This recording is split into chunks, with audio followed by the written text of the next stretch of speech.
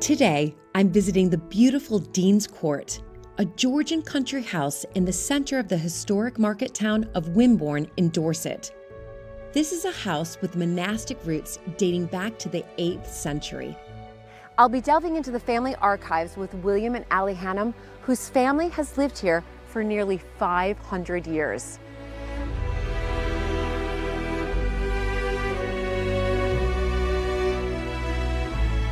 This is a historic home brimming with fascinating stories to tell. This is early 8th century. 705 AD was the date that the monastery was founded. This is the sort of classic 1930s. I'm left speechless by the beauty of the decoration and the creativity of the women who have lived here, past and present. I can't resist lending a hand as a shepherdess. I got a little bit left. I want to give it to you. Come on. And I wade in to give fly fishing a whirl. Lovely. And fish upstream. Oh. That would make sense.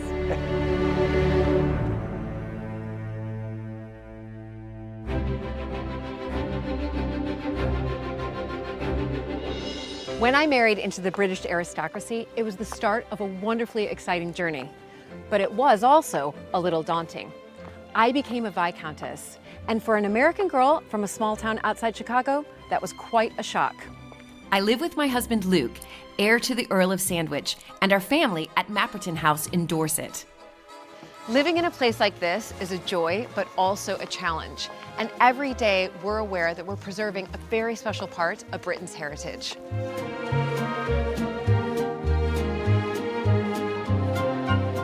Mapperton has opened up an extraordinary new world for me, and I can't wait to share it with you all.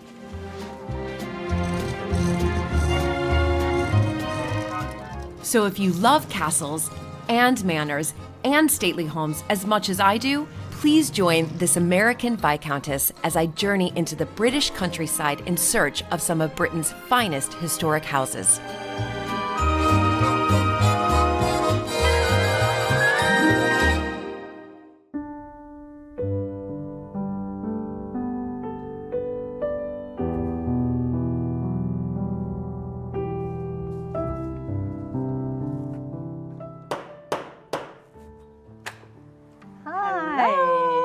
How are you? Oh, I'm great. So nice to finally be here. Oh, welcome to Dean's Court. It's good to have you here. So nice, Ali. I've been wanting, as you know, I've been wanting to come here. I know. So, because you are practically neighbors. I know. 45 minutes away. Exactly. Yeah, come down here. William's here. Looking forward to seeing you again. Hello. Good. How are you? So nice to see you. And oh my goodness. Oh, okay, so this is a baby. A baby. So exciting. This is Lottie. Hello. And my daughter, and Dan, her husband, and baby Maisie. Hi. They've been living with us for 18 months. Look at that. Yeah. At the beginning of COVID and never left. And never left. Well, I can't wait to learn more about the history of Dean's Court, because just walking up here, it's just extraordinary. I mean, Did you get a sense when you walked in of sort of tranquility and an oasis of calm? absolutely. That's what I found was so extraordinary, because all of a sudden I arrive here, and knowing that steps away is Wimborne, and it's tranquil, it's beautiful, it's serene. What this goes back to, I like to think, is that there was a monastery here a very long time ago. I think that sense, that feeling of sort of almost spiritual tranquility still pervades the gardens here. I'm glad you picked up. Yeah, no, I absolutely did. But the history of Dean's Court, I know that it dates, it's 8th century. Yeah, so that's originally 8th century, but then it's been added on. Yeah. So there's an 8th century house buried in the core of the building, which we'll show you later. But there's a Georgian wrap around the sides. Yeah, I mean, it's Georgian. And when did you actually take over the running of Dean's Court? About 12, 13 years ago, I started coming down from London to take over. But we really didn't move in until, about 10 or 11 years? 11 years ago. Yeah. Yeah, we sort of We tried, as probably a lot of people do at the beginning, to keep our businesses going. Yeah. I had an antique business in Gloucestershire, William had an art business in London, but within a few years we realised this was not going to be possible. No. So actually we just moved in and started our own businesses here. Right, because when you move into these historic houses, they become your Yes, business. I mean, that's what's happened now. That's what's changed so much over the past really 50 years. So this is your business, and then as far as renovations, because I know what it's like living in these historic houses, it's constant repairing and restoring. What have you both done since you moved in 10 years ago? Well, we put 2 new bathrooms in it. And the very first central heating. We put a few heating. radiators in downstairs, but before that it was just fires or you froze. That was Fires, you froze, and there was only one place to use a bathroom. Yeah. Right. Yeah, that's right. People used to arrive to the weekend, Typical. and they would literally, in the winter, not take their coats off. We've got some rooms that were redecorated in the 1930s, which we'll show you, and actually we won't change them. Great. And that's a very important feature, I think, of looking after a house like this. You want to keep it up to date, you want to keep it as a modern, livable in home. Yes. But every time we do a makeover in one room, we try to keep a few elements of the previous generations so that the story and the continuity works. And then you get that layered look, which is what we all absolutely love about all these It's like historic houses. Yeah, because it's like you want to be able to walk into a room that has your touch, your legacy in it, but also at the same time, it's combining everybody else who's been in that room before you. Yeah. Exactly. So making sure all those elements stay within the room, but you're adding into that as well for future generations. I feel you've always got to keep adding, or else they right. They literally don't move forward, do they? And then they get stuck in the.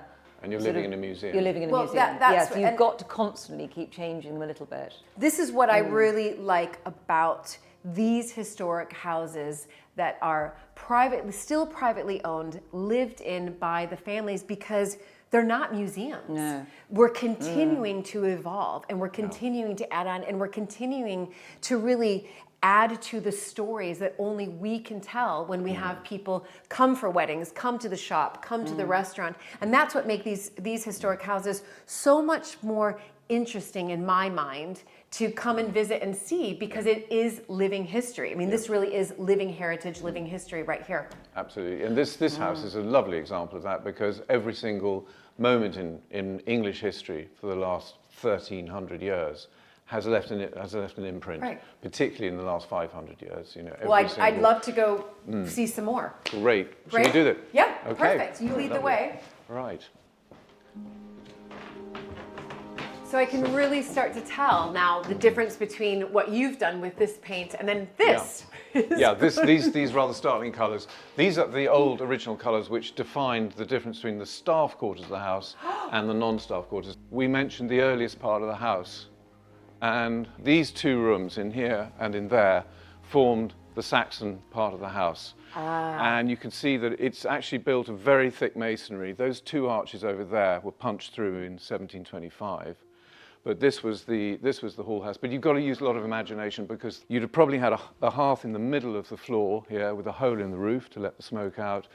And there'd have probably been straw on the floor, dogs, livestock in the undercroft underneath to keep the place warm. But it would have been very busy, because this was the beating heart of the Saxon monastery. It's wonderful. And it was built by a very royal person called Cuthberga. She was the sister of the King of Wessex, and she was the wife or the consort of the King of Northumbria. And that marriage sealed an alliance between Wessex and Northumbria. But this was where she lived. So this was the royal palace of Wimborne. And her quarters would have been in what we call the solar next door there. But this is where the sort of general day-to-day business of the administration of the monastery went on. So remind me again, what century am I literally standing in right now? This is early 8th century. 705 AD was the date that the monastery was founded, and we think that this house was built at the same time. So yeah, 1,300 years people have been living and working in this house. It's incredible. It is. So that's the first 800 years. Right. Do you want to go and check out the next 500 years? Yeah, because Should we have a look at that, when my family became involved? Right, so even, the I mean, Reformation. here I am 1,300 years, but also it's quite a feat that this has been in your family for nearly 500 years. Yeah, not a lot of families who can say that. Right. Yeah. William is the 13th baronet to live at Dean's Court. Generations of his ancestors look out from the walls, reminding us of the previous lives lived here. Discover the past with exclusive history documentaries and ad-free podcasts presented by world-renowned historians, all from History Hit. Watch them on your smart TV or on the go with your mobile device. Download the app now to explore everything, from the wonders of ancient Pompeii and the mystery of the princes in the tower to the life of Anne Boleyn and D-Day. Sign up via the link in the description. It was in the mid-16th century when the family first took up residence. So that brings us to this character here, John Hannam, who was a MP for Poole, and he was one of the commissioners for Dorset. And when Henry VII died, Edward VI's government sent in the commissioners of Dorset to break up the church lands, of which it was still the property of the church. So that was the end of the 800 years, basically. That was the end of the church's, Right. Ownership of the land. And he basically redistributed most of it to himself. Right, because he was the MP. So they gave him the job and they said, right, you've got to... Yeah, he did it all legally though. It was all above board. He was a very eminent lawyer in the Middle Temple in London. So he signed himself a lease to start with, and then his son took over and bought the freehold. Okay, Yeah. okay. But so when he saw this place, of course, he thought, well, I'm going to have this. Absolutely, yeah. No, it suited him down to the ground. He was also looking for a wife at the same time.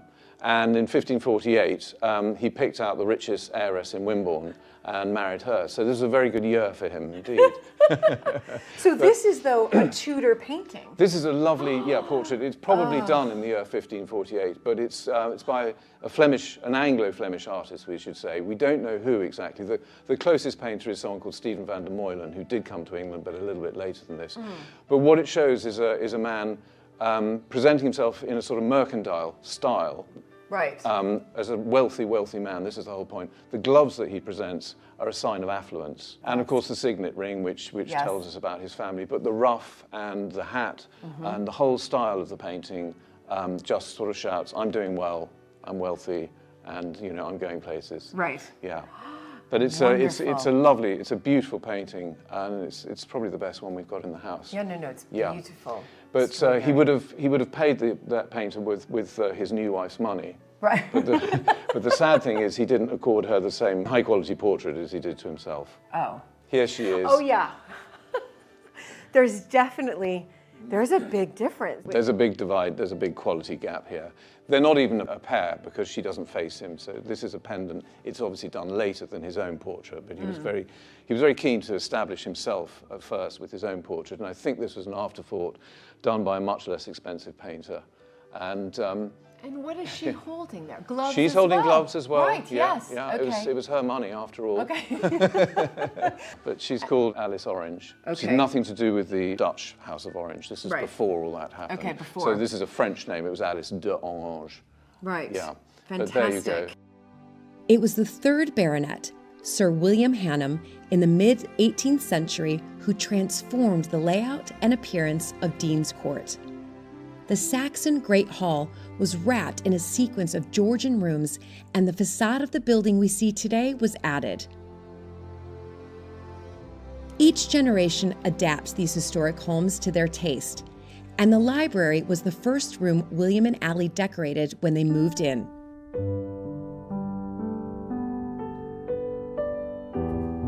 So this is the library. Oh wow! I can see you've definitely redecorated in here. This is lovely paint color. Yeah. This is the first room that Ali and I set about painting. The thing about this room was it was unbelievably dark when we came in here, because it was actually a very dark turquoise colour, but all the window surrounds and the door surrounds and the fireplace surround was all covered in this wood graining. This is actually just painted wood graining from the 1930s. So you can imagine with the bookshelves and everything, this place was just so gloomy. And what we did was try to drag the light in from outside. It's cheered the room up. It's wonderful. And what do we have here then? So this is a little group of objects which relate to an ancestor of mine called Captain John Hannam, who fought very bravely in the first Sikh wars in the Punjab, which were not very well known about these battles, but they were some of the bloodiest in British history. And here we have a letter that he wrote home in 1845 from his So tent this in the battle Punjab. is around. So he's fighting Yeah. in sort of mid 1800s. 1840s, yeah. 1840s. Yeah. Okay. These are the medals he got from the 3 main battles. And So while he was quite a hero then. he was a hero. He came home, yeah, quite decorated and, you know, a heroic survivor. Very decorated. But he came back to England. He was posted to Preston in Lancashire. He married. He had a wife called Amy, who's a very interesting personality as well. But they were living up there, even though they had Dean's Court. And this was their home. Ah, so this was his home. Yeah. He comes back after, and he's married. Yeah. But then they move away. Being in the army, he had to go where he was posted. One day in 1861, he punished a very young 18-year-old Irish private very, very severely for a tiny little infraction. He'd sent him to get the names of some children that were bothering some of the staff. And he went out and he could only get one name because the children ran away. And he came back and reported this to Captain Hannam and the colonel, and they put the poor private on a charge. And that was a very nasty business in those days. You were constantly having to get up in the middle of the night and clean your kit, and you were humiliated by having to walk around the barracks and salute all the sentries. Oh my and God. So he was this it was- 18-year-old Irish. 18-year-old was, Irish man, yeah. was really punished. And he went and got his musket and he loaded it. No. Yeah, and he waited in the barracks, by a wall in the barracks, until Captain John Hannam and the colonel came walking across. And he took aim. He was a very good shot. And the bullet went through the colonel first of all, and then lodged in Captain Hannam. And the colonel died within a few hours, but Captain Hannam took 2 days to die with his wife beside him, taking instructions about how to manage his estate after he'd gone. You're kidding me. Yeah, and she wrote very, very heavily about this afterwards, and we have a very long letter here. No. Well, and She- it has obviously, you know, it's got the black border around it. Yeah, because that's the mourning. The mourning, of Right, course, when you the wrote mourning. letters, when you were in mourning, that's When you're in what you wrote. mourning. But in that letter, she describes how when he was dying, he actually forgave the private that had shot him. And he said, I hope to go in peace. And that includes the man, the man who's killed me. And I can see even in here, because it says, "Dear children," but it says, Monday, the 9th of September, 1861, we started a very happy and merry party. So she's really describing the day to her children in this letter. Yeah, they wake up, it's a normal day. He goes off to work. Can I touch this? Yes, of course, yeah. Oh, But, my goodness. She has so much to say. You can see She it does. getting... Yes, it's a long old letter.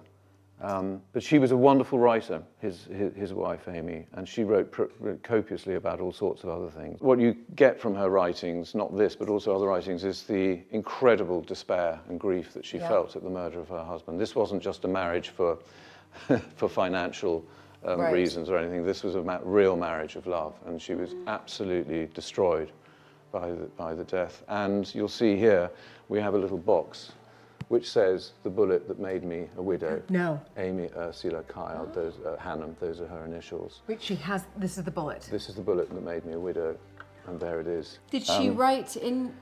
Yes, and there she has written, on the day that he died, this extraordinary sort of outpouring. On thee their life blood lies, O fatal, cruel, O loved, O darling one. These are all exclamation points. How long must I there mourn? Make thou me strong at duty's call. Let duty's path be short. So she wants to die. She wants to go off. She wants to die. go after him, yeah. When his dear children know thy name, O call me from this world, washed with my Savior's blood. Let me be where he is, let me go. After the trial of the Irish private, who was called McCaffrey, Right. and it was sent to her by the local police, the police constable, and we've got the sort of letter that came with that as well. But the interesting thing about McCaffrey was that he was obviously sentenced to death, and he was publicly executed in January 1862 outside Preston jail. But it was the penultimate public hanging in the country.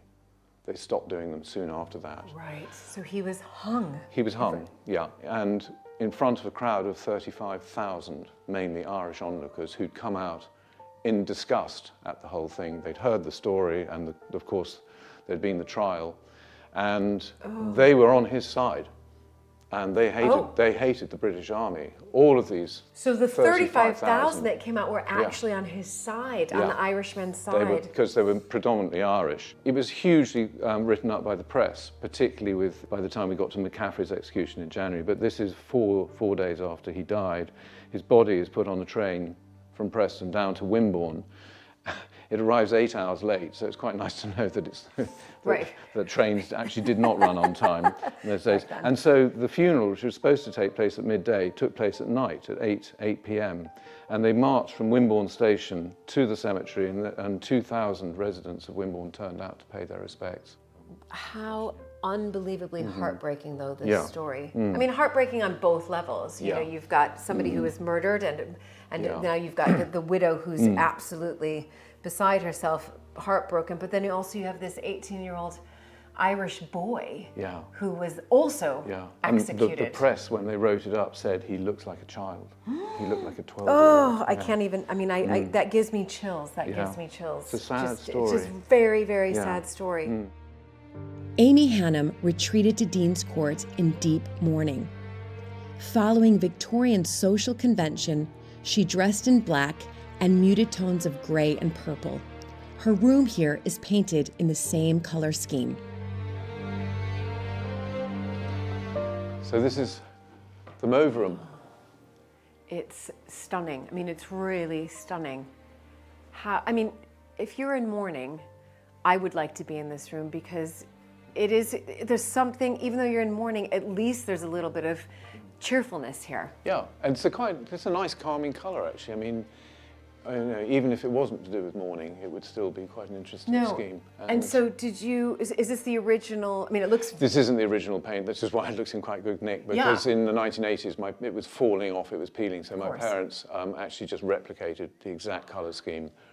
So this is how it looks. I mean, how extraordinary and wonderful for your parents to keep it as Amy had it. Yeah. That's what's so fascinating. But this is a piece of social history, I think, which is really important to hang on to. Absolutely. Yeah.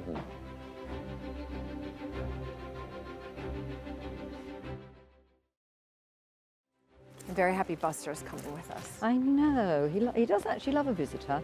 He sort of tends to sort of attach himself to them, as if we don't give him enough love.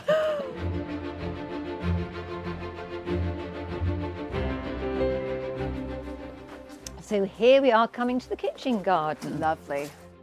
Hidden behind protective walls, Dean's Court boasts the most glorious kitchen garden, just as it would have done 100 years ago. It provides fruit and vegetables for the family, but also for the wider community. So Julie, come and meet James. Hi. Hey Julie, how's it going? James is totally in charge of just under 1 acre of kitchen garden. It's a lot of kitchen garden, James. It's a lot. I've got some fantastic volunteers, so yeah, definitely really helps. James's green fingers ensure the kitchen garden is productive all year round. So this kind of here is just all different varieties of beetroot. Exactly. And are they ready to come up? Yeah. We could pull one up now. Can if we wanted. pull one up? Yeah. So So basically, they're in little clumps. Yeah. So what you want to do is sort of twist one and then pull it out. So if you pick a nice big juicy one. Okay. Yeah. So then with that, and then you twist, and then sort of so that's how you pull it out, and then you get a nice. It's beautiful. Nice, lovely little beetroot. And a big one. I'm looking for a big one. Yeah, the biggest one in the bunch. So the smaller ones will keep growing. So in a couple of weeks' time, we can take the next one and the next one. So yeah, find a bunch. That's this the yellow one there. Lovely. I'll use this yellow one. Yeah, do. Okay, little twist. Okay.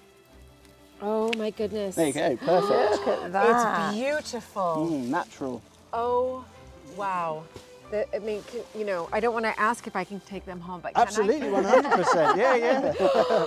I can make a delicious beetroot salad. Beetroot salad, yeah, I love it. Just roasted as well, and then tossed for a salad. Just simple and. Can I put these in your basket? Yeah, we've got a basket. Yeah. Wonderful. And then you've got here behind, you've got curly kale. Yeah, so some different types of kale. So this is a red kale. So these have been here all season. So since the spring, which is now they look a bit unusual for. Oh, I love the look of them. Yeah, they almost like trees, aren't they? So these are ready to be. Yeah. So this is all ready to go. So I can show you how. So you sort of Yeah, pick the outer leaves. So again, it's like picking them like that, Yep. like that. And then we leave a few at the top. So I'll probably take that one Right. that far. And then you've still got this lovely... So this will then this grow will just later. and then this will grow. be, and then it's just like the beetroots, they'll keep growing and then They'll you'll keep be able growing. to take more. So I didn't And know hopefully that. keep growing all winter, won't they? yeah, so these ones will probably finish, but we've got some other ones over there which went in the autumn, and then they'll go all the way through until the spring. Well, do you need any help with anything? Absolutely, Any yeah. more help? Yeah, 100%. There's Yeah. some stuff over here we could go and pick for sure. And this soil, James, is particularly fantastic because it's completely organic, isn't it? Yeah, absolutely. So yeah, so this is all- Wonderful. we do the no-dig system. What is the no-dig system? I'm glad you are. It's become very popular recently with small-scale gardeners. Right. Really championed by a guy, Charles Dowding, over in Somerset. And basically it's trying to mimic the natural processes and apply compost directly on top of the soil. There you go, you can probably Okay. give that a tug now. You might need both hands. There you go, well there Okay. you go. And then you can just Shake that it all up. off. Okay. Wow. This soil is particularly fantastic soil because this was the first kitchen garden in the country to be certified by the Soil Association. So it was William's mother, Jane Hanham, when she came here in 1973, turned it straight away over to an organic garden. So she was, a complete... So she was a real pioneer. Oh my goodness, a complete pioneer in the organic movement, and she was sort of mixed with the very, very early movers and shakers in the organic world. That is very When- early, 1973. 1970, when what the rest of the world were doing in 1973, they didn't have a clue about. No, I mean, we were the- fertilizing everything. Fertilizing everything. Yeah, it's fantastic. So this soil is particularly amazing because it's probably been organic for longer than any other this kitchen is garden in really England. fantastic soil. I mean, and that's why I wanted to put a lot of it back. Yeah. So We'll cut this off and it'll go in Yeah. the compost anyway, Yes. and then it's coming back here. So it's not, Because nothing's wasted. We That's the whole thing, compost isn't it. it? Also, it's all about composting the whole time that James then puts back in wonderful. the... I mean, that is on the what it's kitchen. about, giving back, and Yeah. it's and that is what it's giving back to the land, Yeah. and then the land giving to us, and it's just this wonderful, perfect cycle. Closed loop system. That's right. 100%. That's what we want. This one's enormous, This that one is cauliflower. enormous. Yeah, we can let you. Yeah, these are all cauliflowers growing up. I have to watch you do it I'll first, though. harvest one, and then you Okay. can harvest the big one. The How big about one. that? Okay, So brilliant. you're just going just underneath, Yeah. and then just use this as a serrated knife. So just like a bread knife, it will cut through, Ah, and then there you go. wonderful. So in there is a cauliflower. So we'll pick off these Okay. outer leaves. But James, would you use the outer leaves? Yeah, you can cook Yeah, with them. I would use not them Not the biggest. No, outer leaves, not Right. that would be You want the quite young rough, ones. But Yeah. these younger ones inside, absolutely. So I was just picking them off to reveal. Look at Little that. Fabulous cauliflower. cauliflower. That is, I'm just Look at gonna that. really be naughty here. Yeah, I don't even mind if I get some soil in my mouth, because now I know it's that organic. it's been organic since 1973. Yeah, so this is like the It's all best the good soil stuff. in all of England, is what I think. 100%. That is delicious.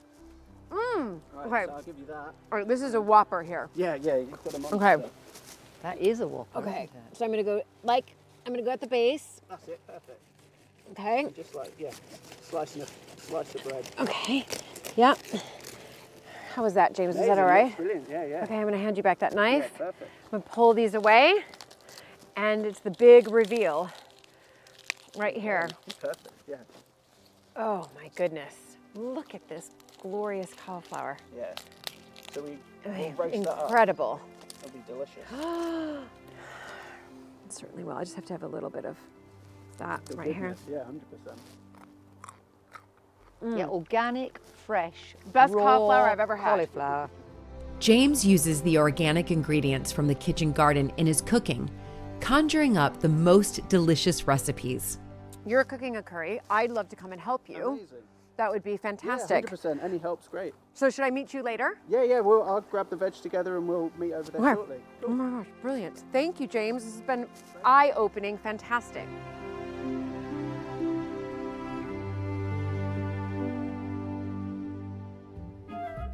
Beyond the kitchen garden, William is introducing me to some inquisitive members of the family. All right, wait. So, William, just an FYI, I have a fear of cows. Now, I know that goats aren't the same as cows, but should I be fearful? Right. Come on, Orlando. Come on. Come on. Okay. Okay. Facing my fear of goats. I just don't want to really leave here with another phobia of another animal. Goats. Okay. Woo! Okay. Okay, yes. You keep hold of the food. You'll knock her out of the way. Do you have to be super quick at this? She'll come over here. Okay. Okay, and then we stand He'll back. wolf his down. And then what happens? And then you'll come and butt her out of the way. No. No. Oh, yes. Oh, wait, look at. Yeah. Okay. So these two goats, you have goats. Orlando, Yeah. Is- Who's huge. He's a Nubian goat. right? And Pringle's, what is she? Something else. She might be Nubian as well. But some people say that he's the biggest goat they've ever seen. Right. And what we've done, we've brought them on here so that they can clear out all this trashy, dried grass here that didn't get mown when we took hay, because there are a lot of earthworks here and it was difficult for the tractor. So before Right. we move the sheep on for the winter, I want the goats to clear out all this stuff, and they're already making a good start on it. And then they go around and they also clear the hedges.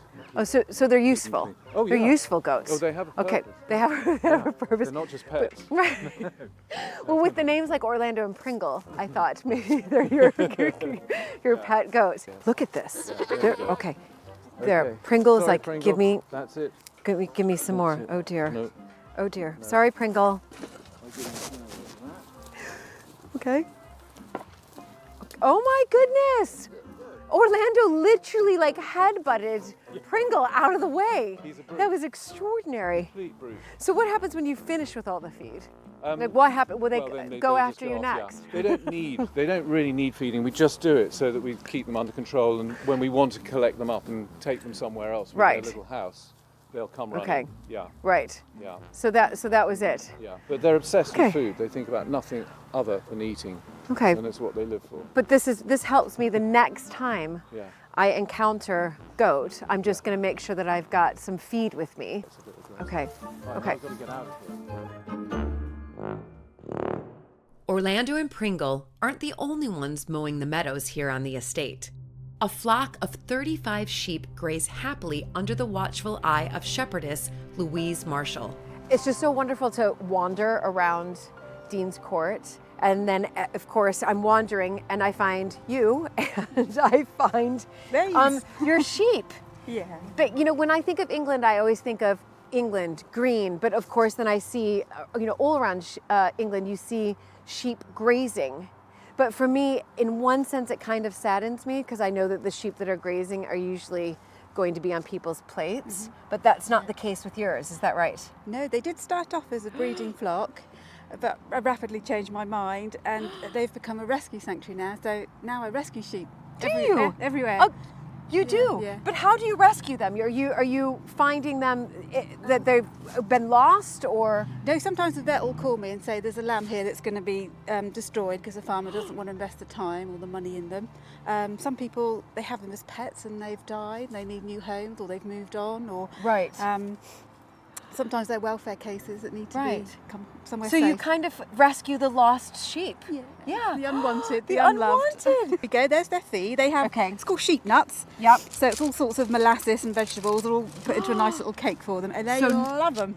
Right. So Love this them. is like real proper Nutrition, yeah, right yeah. here.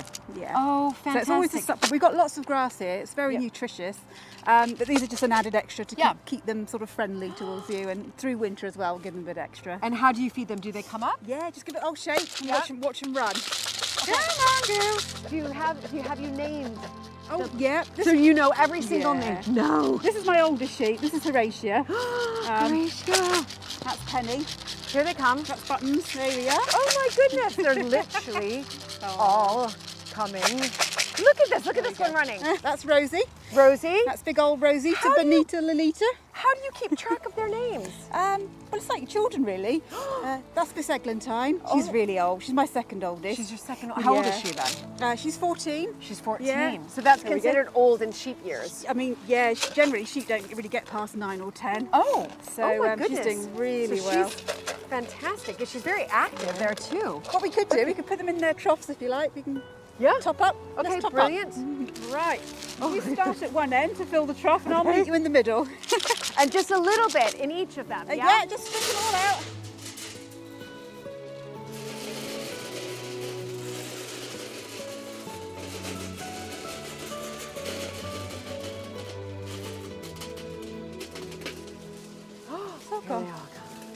How brilliant. All done. How There you brilliant. go. They love their food. And they're all healthy. They're very healthy, yep. You've nursed them back to life, really. Yeah, some have really horrible injuries, but yeah, they can all come, if you spend the time and the effort, they all come good again. So you're still rescuing? Yeah, if you still hear rescuing, yeah. or somebody contacts you, you'll take another... There's two commercial farms around here, and in lambing time they'll often have an orphans, Right. or they'll have a mum that's lost their lambs in delivery, and they don't want to keep the mum anymore because she's not a good breeder for them. Right. So she'll come here in sort of retirement, really, like a luxury retirement home. Yeah, well, exactly. I wouldn't mind that. I mean, look at you get fed. You're on this beautiful estate here. Who wouldn't want to retire here?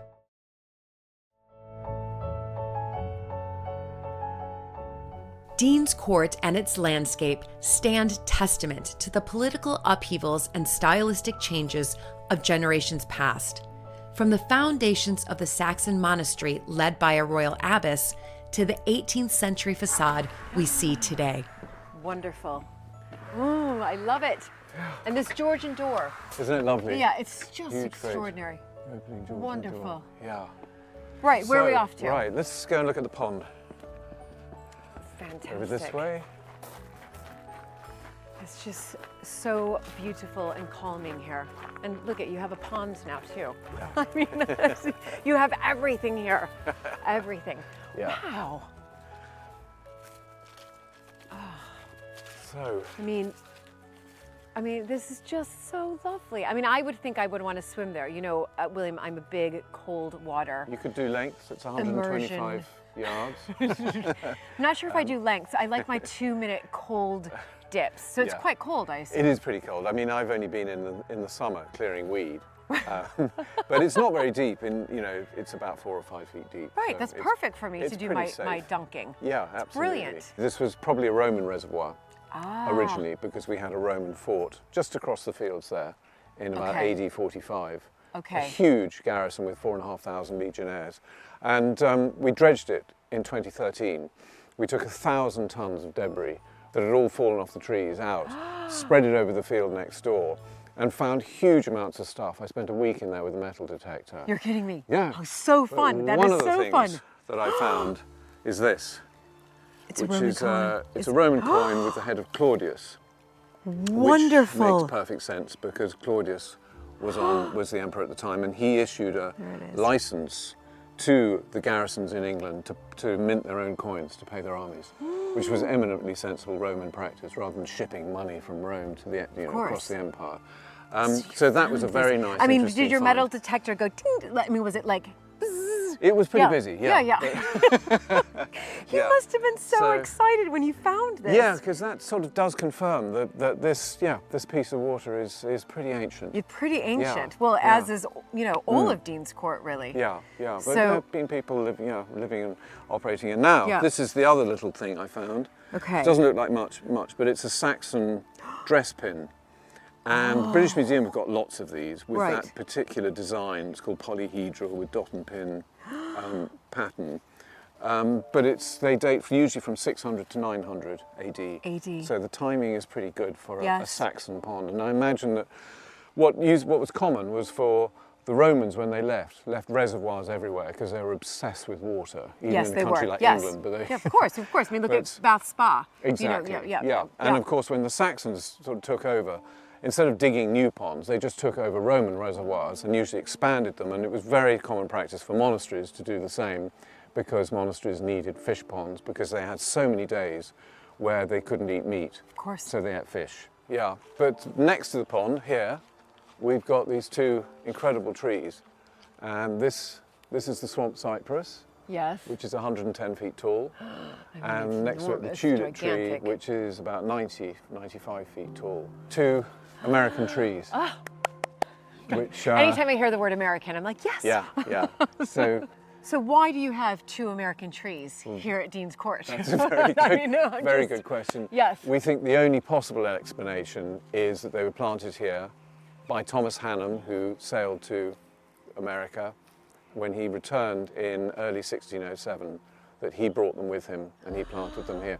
So these are I love doing maths here. Look at me, I'm all about aging everything. Over 400 years old. 415 something, yeah. And something you know, like that. I have to ask this, is there a point that they stop growing? Do they, Right, mind the root there. do they continue? Like all trees, they just carry on growing. That's yeah. what I thought. Yeah, they slow down. Right, exactly. But As long as they're healthy, yeah, they seem very exactly. healthy. You know, the only bit of the tree that's really alive, of course, is the outside bark, Yes. the outside Yes. wood and the shell. I mean, But, this point of as view you move is, back from this swamp cypress, you can see unbelievable. it's at least twice the height of the house there. This is an exceptional tulip tree. Usually, they only live for 300-400 years. But at the most. But if they're situated on gravelly soil, and they've got plenty of water like they have Yes. here, they apparently in America they will go on for 500 years. Wonderful. So hopefully this tree's got another 100 years left.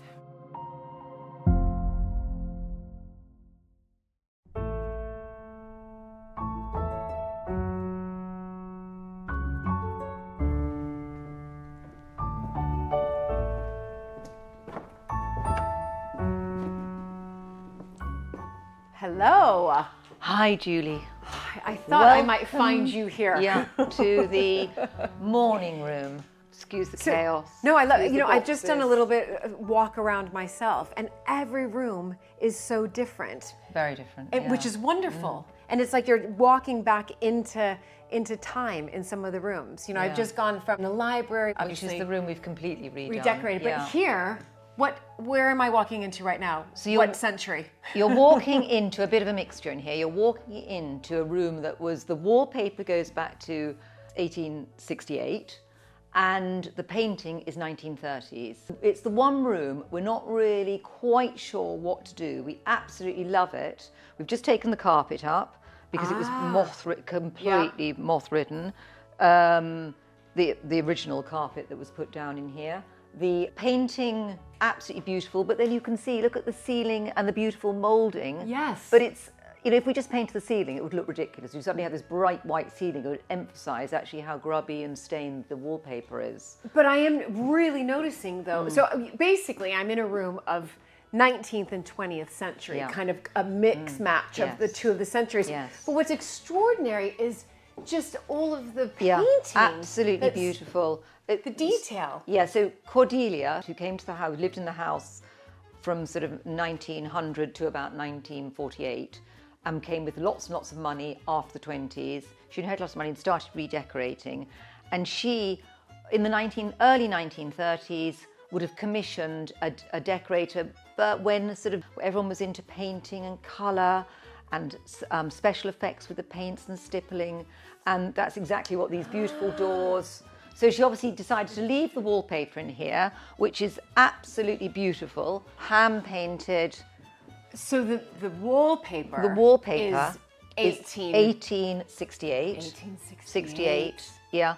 And in fact, this particular wall here, in William's parents' era, I think it's in the 1980s, they had a big damp problem.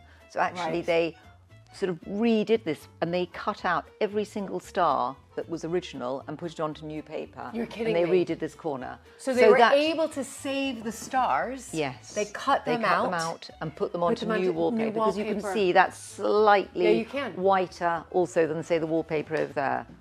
And same with the border here. Same with the border, yeah. But you know, you can see, look at the deterioration there. But how do you salvage this wallpaper? Because surely that's something you want to do. Well, we would love to, but I don't know if we can. I mean, you can't take all the wallpaper off and rehang it. I mean, I think we've got this far. We've got the carpet up. It has turned into rather a box room. We've got to sort this out, obviously. And we will work out how to sort of touch up the lovely, lovely moulding and redo the ceiling somehow. But what's fascinating about this room is obviously you've got the mixture between the two centuries kind of mashing together. You've got the wallpaper from the 19th century, but then this painting, this Beautiful painting, yeah, that was very influenced by the Charleston era in the 1930s. Vanessa Bell, Virginia Woolf, John Fowler, they all sort of went, you know, they all congregated in the house in Sussex, Charleston, and were painting these beautiful colours, experimenting with colours, experimenting with paints. And I think Cordelia was obviously very influenced, and you can see it's absolutely beautiful. The colours, very, very Charleston, these colours, very 1930s. And, you know, we wouldn't want to change that at all because that is so beautiful. So she's, you know, that was the period that they would decorate on these sort of the Georgian features that you would have in the house. The Georgians obviously this would just be completely plain. They Exactly. They did not like too much colour. They liked it plain. Right. So it's fascinating that you've got such a mix. Cordelia's restyling of the interiors here also included commissioning the iconic Liberty store in London to decorate some of the rooms. And then we go through into the next room. Oh, 2 doors into the next room. Oh, wonderful, those Georgians. Yeah, look, those Georgians. The Georgians, the paneling, and, you know, a couple of doors. Yes.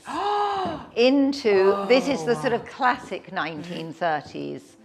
So you can't change this. No, the colour's so amazing, isn't it? Ooh, the color is so wonderful. Okay, ooh, what's happening here? Back to Lottie. This is a bit of embroidery. This is fantastic. What a lovely place to do it. All right, so what are you, I'm totally intrigued right now. Okay, so basically this is a lockdown hobby that sort of grew. It started as a lockdown hobby. It's embroidery, basically. It's all done by hand. And I'm doing at the moment some little Christmas stockings that I'm doing for someone that has all their family's initials on. How wonderful. So this lockdown project then became a full-time business. It was a total, like kind of suddenly, because we were all here in lockdown and we had so much time, I just had a go and I literally learnt by YouTube. By YouTube. Well, we love YouTube. Yeah. So I started doing it.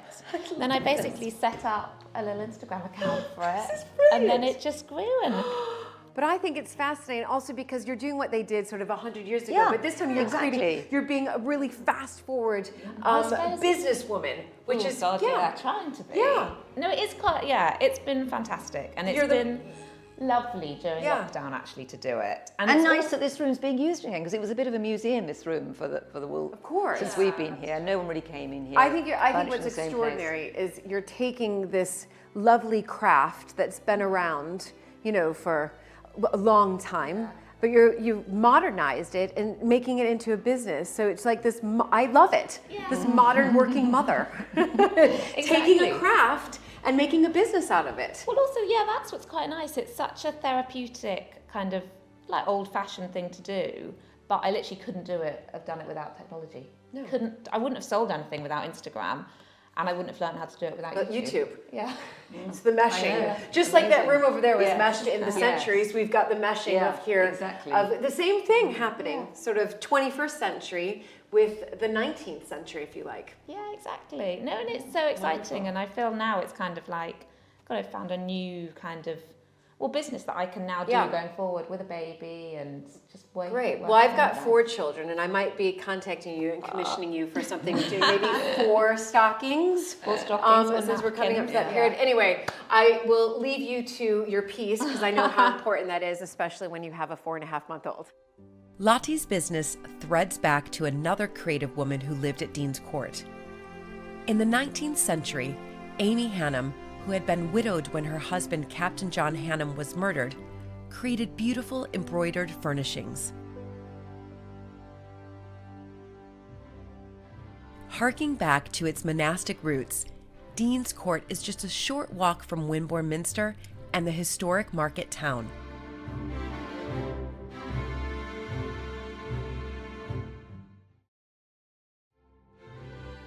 Right, no, exactly. You can literally just walk into town. I mean, how extraordinary. I mean, it wouldn't be a complete walk without Buster. It wouldn't. I mean, so this is lovely though, just walking through here. And then, you know, it develops your sense of surprise, so rather than just having a straight path to the town. No, exactly. Yeah. But was it always like this? No, there was a track. You could just about fight your way through the laurel. We've extended it because this is where the wedding guests, when they arrive, come. So this is the entrance just for you, is that right? In one sense, this is like your private entrance. In one sense, yes, exactly. But it wasn't always like this. This used to be the vehicular, the car entrance to the house, and then we followed an avenue chestnuts, which is still there, and then came out to look at the corner of the house. You know, I was mentioning that Georgian trick of having two sides of the house to look at. There's a story behind this. There was trouble. There was trouble. There was trouble, yes. Yeah. Right. Yeah. So I see. So they used, the two crests used to be up here. Yeah, and these walls were filled in. And these walls were filled in. Yeah. Okay. So what happened was in 1930 there was a big fight with the town over the ownership of the lane. The council came in, laid tarmac down, and Cordelia Hanam, who was the lady of the house at the time, a very formidable character, said, you've laid tarmac down, this is our lane, it belongs to the estate and the house, and it always has. And the council pulled out some bit of legal stuff and to try and claim that it was theirs now. And she was absolutely furious because she'd done so much for the town in the past. Her husband built the hospital, she gave allotments to the town, she built the rectory and gave it to the minster, and every time the community needed something, she wrote the cheque. Right. And she was furious that they were treating her like this and basically trying to steal a piece of land off her. Of course. So what she did was she moved the big white gate that was there up to here, built these two stone piers, moved the fine Hannam griffins, crests onto the top, and she never went into town again. She went in, she closed all her trade accounts, and she literally refused to engage with the community again. The only thing she did do was every Sunday, because she was so devout, was go to the minster, but she built herself a little walkway over there, a walled walkway, which was her own private one with a locked gate, to get her as close as possible to the minster. So she was furious. Yeah, but she had a because problem. of this, right here. Because of this. She had a problem though, because she couldn't get to the nearest place to go shopping and do business was Poole. Right, yeah. I was about to say, how did she do her shopping? Without having to drive all the way around the town to get to Poole, she couldn't get there because the River Allen runs across the land here and is in the way. So she solved that by building that very fine bridge over the Allen and extending the drive 500 yards down to the road to Poole. And then she built a very pretty little lodge, a bungalow lodge, and two more piers like this with very fine wrought iron gates. And that was it. So that was her exit. She just couldn't. She couldn't even drive through the town. She couldn't bear to have anything to do with them. Extraordinary, the lengths people go to when they're furious. Yeah, I mean, but heartbreak for her. She was a flame-haired lady, Right. and she was. I think she was not to be trifled with. No. And so presumably there was a huge gate here then. There was a big vehicle gate here, and there was a little pedestrian gate there, pretty little white gate. Okay. Yeah. But you've opened this all up now. No, the court. She was taken to court, or she took the council to court. And the judge sat there and scratched his head and thought, God, I don't know how to resolve this. So he basically said, you've got to take the gates down, but the ownership of the lane is sort of still in question, and we've never really resolved it since then. Right. Yeah. Right. So it What's was, the point there was no judgment. I think with the yellow lines, we can say the council. Her barrister. Right. Exactly. Yeah. But she withdrew from the case, and I think that infuriated her even more, because her barrister said, you're probably not going to win. Oh my goodness. But then she also, in 1932, built this gorgeous squash court for her son, John, who was a mad sportsman. And then she built these two 1930s garages. And then when we came here 12 years ago, this was all completely derelict.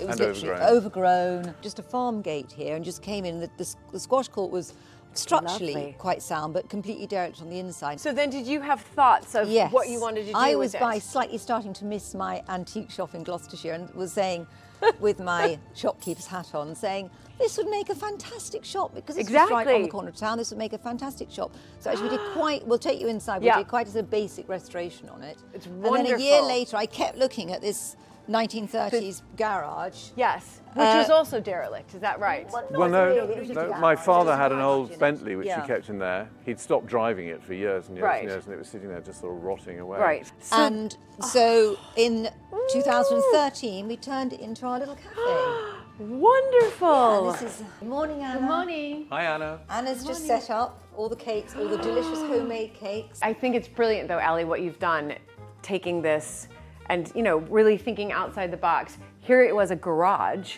and this is the contemporary progressive owners of these, historic houses. You're the perfect example of one of them, thinking like, what can we do with it? Let's make it into a cafe. Asset. Use every asset. Why tear it down when we can, use it to make something like this? Yeah. Can I order something hot? Sure. Yeah, of course. Thank you. Can I have just a black Americano? Yeah, black Americano. Yeah, exactly. That's the Americano for the American. Do you want a piece of cake? Yeah. I will have one later. I think I'm going to be having some lunch here, so I will definitely have that. Okay, perfect. Thank you so You're welcome. much. Just See you wonderful, later. wonderful to See you see. later. Okay.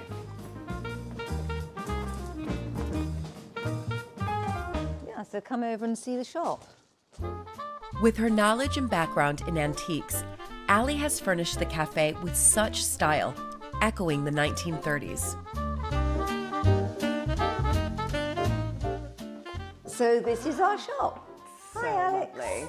This is Julie. Hi, so nice to meet you. So this was the squash court. This was the squash court. Imagine it. That in 1932 was built. Yes. And it was probably left from, I think people often come in here and say, oh, I played squash in here once. So probably from about sort of the mid-80s, 90s onwards. Right. It was just derelict, literally. Everything that could rot had rotted. All the wood, all the floor, Yep. the doors, the balcony, the staircase, and it was like a fernery, literally. It was just had sort of plants growing in it, which actually looked rather atmospheric. But Right. So then you walked in. We and you walked in, and I thought, oh wow, this would make the most amazing shop. So Ali, are you doing all the buying then?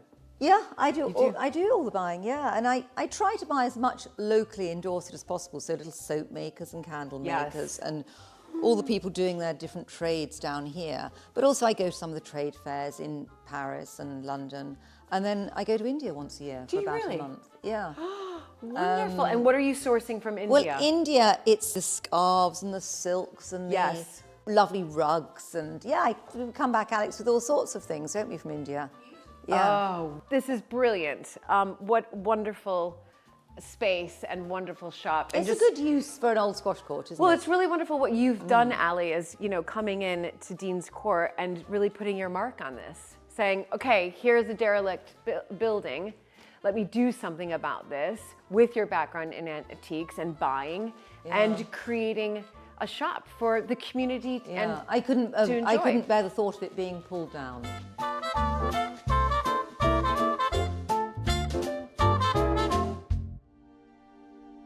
Just a short walk from the house, on the banks of the River Allen, William and his friend Guy spend mindful afternoons fly fishing for wild brown trout. How do you know it's a crocodile? Because it says so on the tin.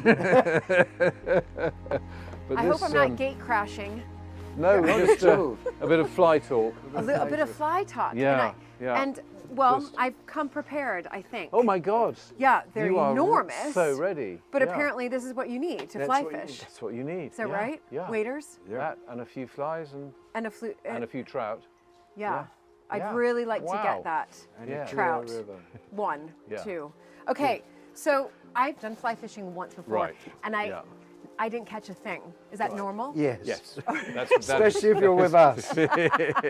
And with a slightly muddy river today because there was so much rain yesterday. So That the is a river problem not actually, quite because as- it's like we're fishing on sight, so the whole point is to be able to see them through the clear water. Oh. And as it's completely cloudy, it's a bit difficult to know where the fish are. But I Okay. think Because you normally stalk them, you find a fish and then kind of stalk it. And then you stalk it.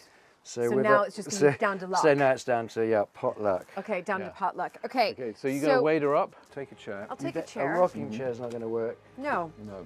But where are your waiters? I thought this was Well, the... we're going to sort of watch you. Are you just so seasoned as Guy- trout Guy's gonna fishers that direct you you. don't even need waiters anymore? Absolutely.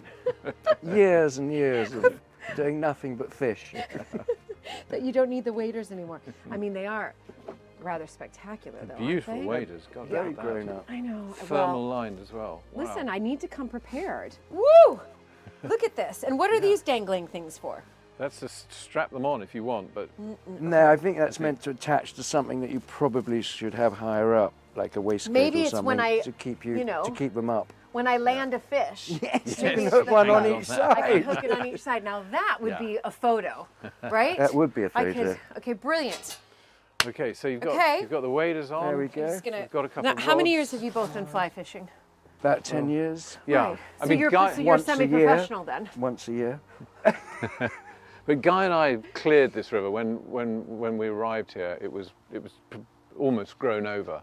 you couldn't fish it at all. So he and I did got actually restore stuck it. in together, spent a long time And it's amazing. clearing it.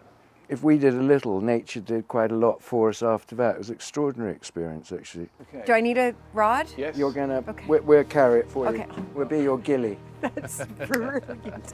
Thank you both very much. Okay. So probably, Julie, the best thing is if Guy gives you a little demo, Right. and the best place to do casting is in a field, not next to the river, because there's less to catch. Okay. There are less yes. things for the fly to get caught on. Okay. So if I let Guy give you a little Okay. run through, I'm going to keep out of the way. Right. Okay. So Okay. I'll just give you a very quick demonstration. Okay. Should I stand clear of Yeah, the... yeah, I'm just going to quickly just do a cast or two and then kind of get you to do the same. So just gonna- the idea is to get this tiny fly, imitation fly that we have on the rod, on the Right. line here, Right. is to get it out into the middle of the field and projecting it as far as possible, which is why we use a slightly heavy line to give us some weight. So the idea is to come back sort of like you're answering a telephone call, just at 90 degrees to your ear, no further, because if you take it further, the line will drop behind you. We want to keep the line in the air behind us and then pull on this as it's coming forward. So just like this. So we go back and we pull a bit on this, and we're using the line now to get out as far as we can to where the So you're fish, pulling this to where back the towards you. yeah, just slightly like that, and then up to here Hello. and then forward again, sort of moving forward until you find your final destination, Okay. where the fly should drop down in front of the fish, and then you bring it back to the bank. Okay, so you give it a whirl. So there we are. You take the rod. Are you right-handed? I am right-handed. Okay. So Where's my fly? it's here, the red. Is it supposed to look like a fly? Yeah. Okay. Th- Oh, This doesn't, because it's got a bit of felt on the Right. barb to stop it coming back and Okay. hitting us. oh, okay, phew. But So there I'm gonna is- bring it back like I'm bring saying it- hello. And I yeah. might say hello, it might help me. Okay. And let the line go behind you, Okay. and then pull and go forward. Just a gentle. Hello? That's it. Okay. And then back again, Okay. because you're going to do it lots of times to feed the So I'm line gonna do out. lots of times. I'm gonna do this several times in a row. Yeah. Yeah, okay. Okay. The same thing. Okay. So. Okay, Hello? and then forward again. I didn't pull it. You didn't pull it. Hello? And that's, whoops. Now the heavy lines sort of come down through the rod. Let go of the line.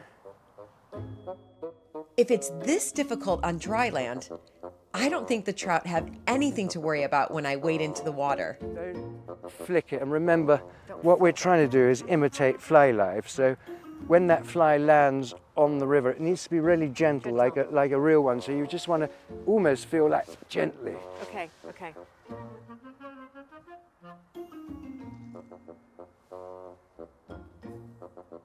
Better. It felt better. It was getting there. The only thing that made it go slightly sideways was you just got a breath of air, which is every fisherman's nightmare, every Okay. fly fisherman's Can I do it nightmare. one more time? Yeah. You think I've done it? You think it's okay? Okay. Yeah, it's getting there. And let it go. That's it. So there you go. And it landed, although you didn't, well, we don't want to go far, but it landed nice and gently. Just like, okay. I think I'll end on that one. Well, it's definitely a high. I mean, it's an improvement from From you the know, first from 5 one. minutes ago. Yeah, Right. massive. We didn't need to improvement. untangle anything. Exactly. And if there's been a fish there, it would have eaten it. It would That's have right. done. That's right. I've succeeded with not tangling it up. This tranquil landscape is beautifully unspoiled and bursting with wildlife. I can absolutely see why William and Guy enjoy spending time here. So this might be a nice little spot to try. It's lovely, and it Yeah, has a bench. It has For an those a of us bench, who yeah, so you can won't take be a. fishing. But is it safe to go in? It should be 'cause because it's this so is fast. this is a shallow bit. But this is a chalk stream. This is a chalk chalk stream, stream. yeah. Which this is a very special type of waterway, and it's very unlike the usual what we call coarse rivers that you see everywhere. chalk streams are fed by springs, which from rainfall that comes down through the falls on chalk downlands, is filtered through the aquifer and then comes up in springs and then forms a river. Oh my goodness. Rather than being fed by runoff from fields, which is why all other rivers are usually this colour because they're fed by, you know, muddy, silty water. But when a chalk stream is looking really good, it's absolutely crystal clear because it's fed by this filtered, very, very pure, nutrient-rich water. So you can drink the water? Drink it, yes. But not only that, it attracts a huge amount of wildlife because there's an enormous amount of invertebrate life going on at the bottom of the chalk stream. And then you're going up the food chain, you've got the fish, then you've got the birds that come for the fish, the otters, and all sorts of things. So these chalk streams are absolute habitats for everything. And some people call them the rainforests of Great Britain. And the interesting thing is that because we've got so much chalk in the southern part of this country, we've got about 76% of the world's chalk streams in England, and about 50% of them are within 30 miles of here. You're kidding me? Yeah, they're a really rare resource, and people fly in from all over the world to fish for trout, brown trout on these streams here. And we are right in the centre of some of the best fishing in the world. So when you're fishing for trout, you obviously want to go to chalk streams, but you want to be able to spot the fish first, so you're not just, you know, going in it blind you're not. And hoping for the best. No, you're finding a fish and then you're like stalking that fish.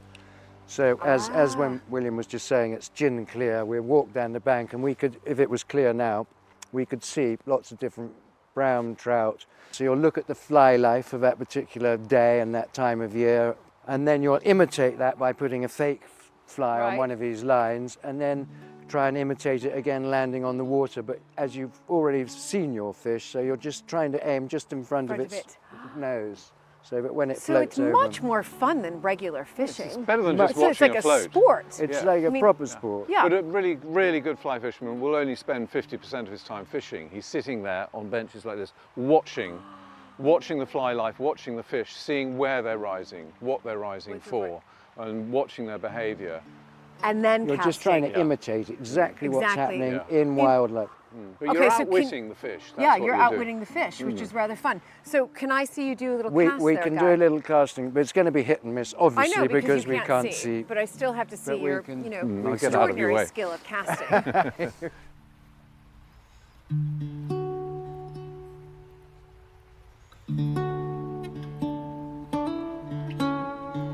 I have to get in, and it's safe.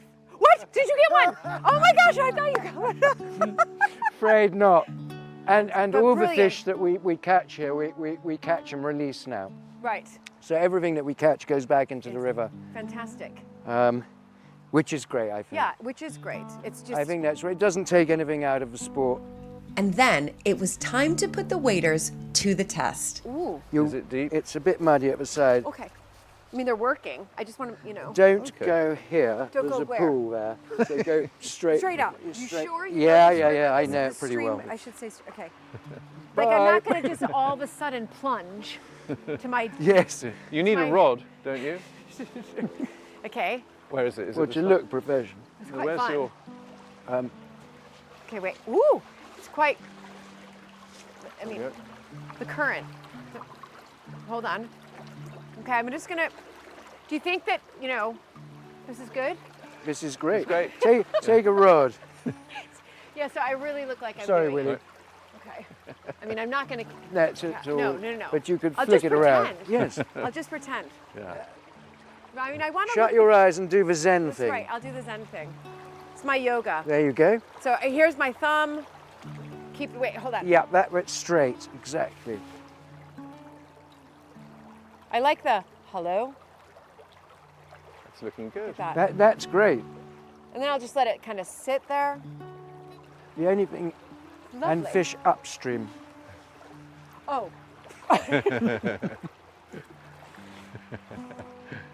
That would make sense. Yeah.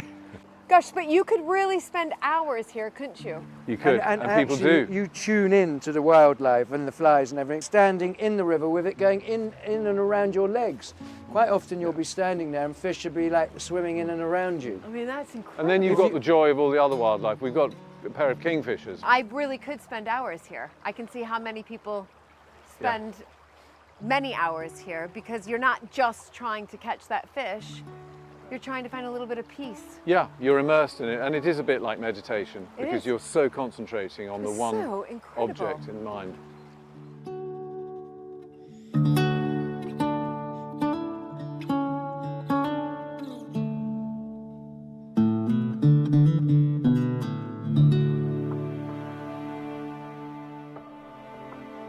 So, Julie, there's just one little part of the house I'd love to show you, if you don't mind. Yeah, no. Down in the cellars. Please, yes, so please. Down the spiral staircase. So this spiral staircase. This spiral staircase was the one that was used by the staff pretty much exclusively. They weren't allowed to use the main staircase, but they could get from the cellars all the way down here, all the way up through the house, right up to the top.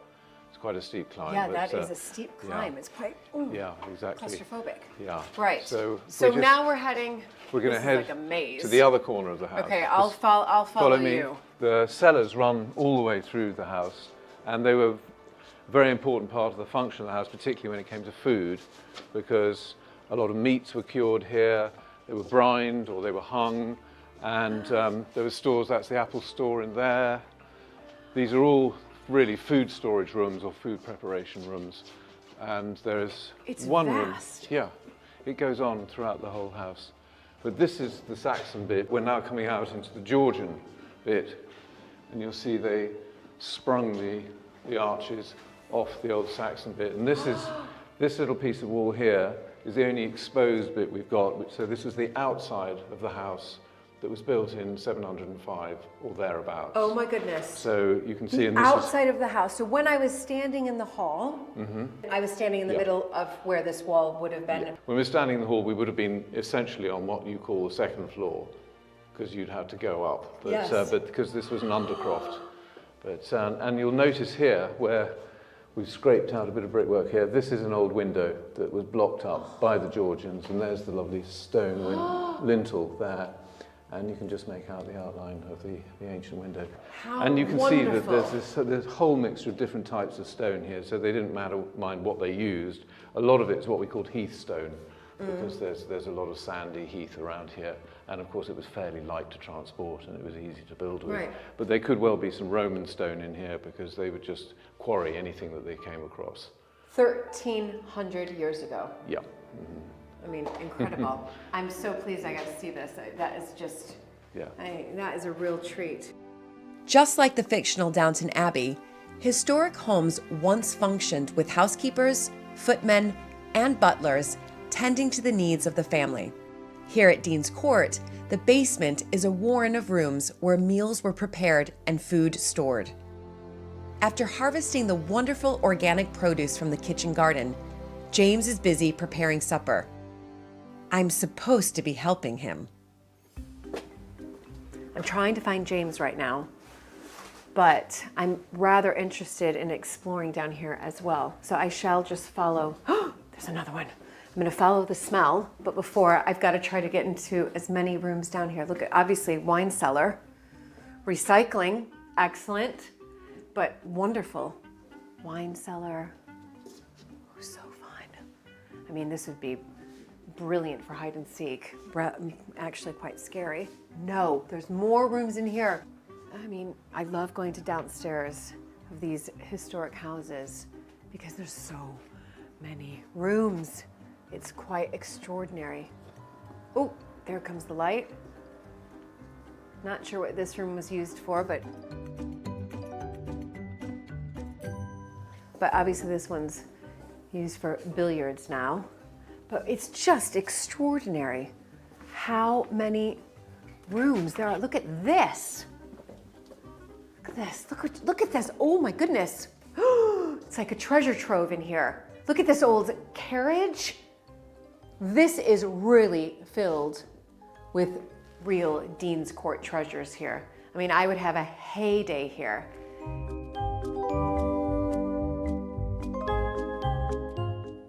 All right, this is where the smells are coming from. I found you. I mean, it was so easy because it smells amazing.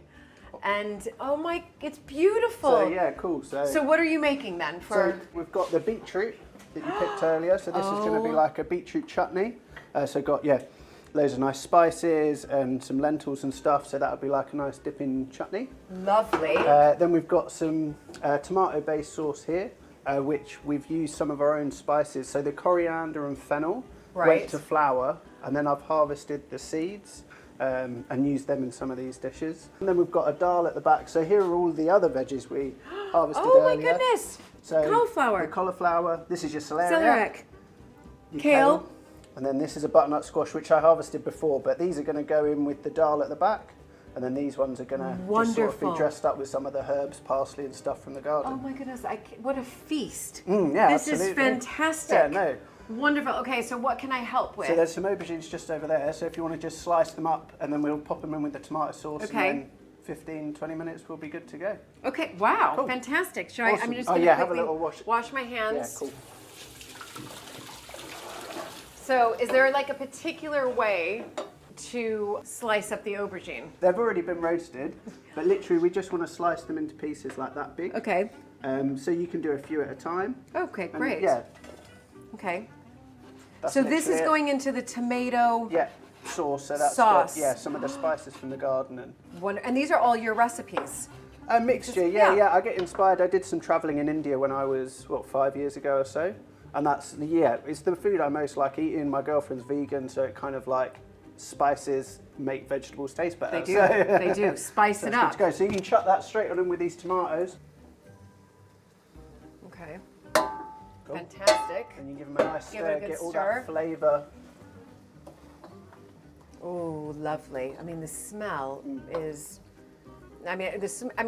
Smell is pretty darn amazing. Yeah. So I know that the taste is going to be outstanding. And then at the back here, we've got the rice. And I forgot to say earlier, I picked some of the fig leaves from the fig tree. So we've actually got fig leaves in there. No. And hopefully they've got a slightly coconut flavour. So I've literally just cooked it as you would cook rice with a few fig leaves in. And we'll see. Fantastic. That's an experiment. So. I like that experiment. But why would the fig bring out a coconut flavor? I'm not sure. It's really strange. Sometimes different parts of a plant have flavours reminiscent of other things. It's like eating the thing we're not used to eating sometimes can yield, something a bit different. So. Well, brilliant. Well, thank you, James. I'm so glad I found you. I was down exploring. It's extraordinary down here, but I was obviously drawn to the smell of the kitchen. So brilliant. So I'll see you then later. Upstairs shortly. Upstairs shortly for dinner. Lovely. Great. See you in a Thanks, bit. James. Bye. My visit to Dean's Court has quite simply been amazing. I've loved every second, and it's topped off with a wonderful organic feast in the dining room. But can I just say a huge thank you to all of you for just really welcoming me here with such open arms, letting me sort of, really spend a full day out. I mean, just from the beginning, learning a little bit about the history of Dean's Court, your ancestors, but also, that this goes back 1,300 years. I mean, that still blows my mind. But also that this house has been in your family for nearly 500 years. And then Ali, just looking at all the things that you've created here and, the kitchen garden, it's for you to find peace in and calm, but also your passion about.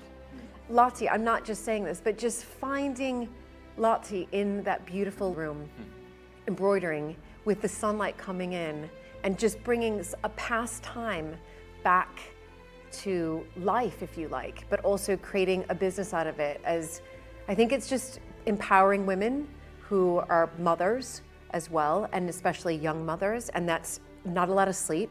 You're constantly, do you know what I mean? Right, you're feeding, you're, it's a lot, and then just to find something that you were, really immersed yourself in over lockdown through the YouTube videos, and then now you've created this business. To me, it was just something beautiful about seeing you in that room that I really loved. It's just extraordinary. Better drink to that, thank you. Cheers. To the American Viscountess. Exactly. To Dean's Court.